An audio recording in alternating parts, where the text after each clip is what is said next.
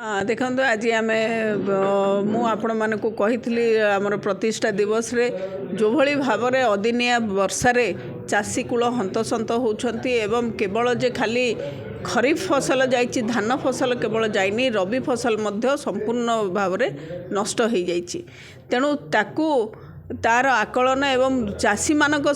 को भेटापी एवं चाषी मानक सुख दुखरे सामिल होगापाई आमर दलर सभापति तथा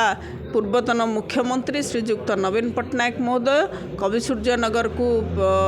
आसंता सोमवार तथा 30 तारीख दिन आसुंच मोर आपण माध्यम समस्त चाषी को अनुरोध से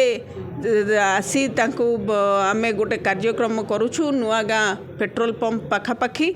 13 नंबर वार्ड देकी से रास्ता जाउची आपण माने समस्ते सेठी को आसंतु एवं जो भली भाव में क्षय क्षति होईची आमे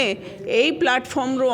सरकार को अनुरोध करबा एवं सरकार के पाखरे दाबी रखिबा जे हमरो संपूर्ण क्षय क्षतिर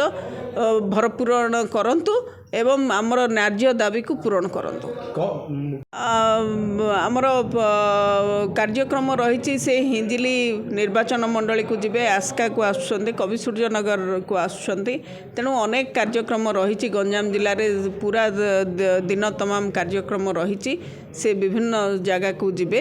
आमर आमे निष्पत्ति नहीं जेहेतु यही अंचल बहु क्षय क्षति होती आमर निष्पत्ति रही जे यही अंचल से देखिए क्षय क्षति को आकलन करने से आसुंच एवं विशेष करके चाषी मानक भेटापी आसुंच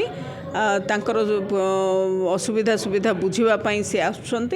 मोर समस्त चाषी भाई मानक मोर अनुरोध जे आपण माने उपस्थित रहिबे निजर समस्या कथा निश्चित भाव में जणाइबे।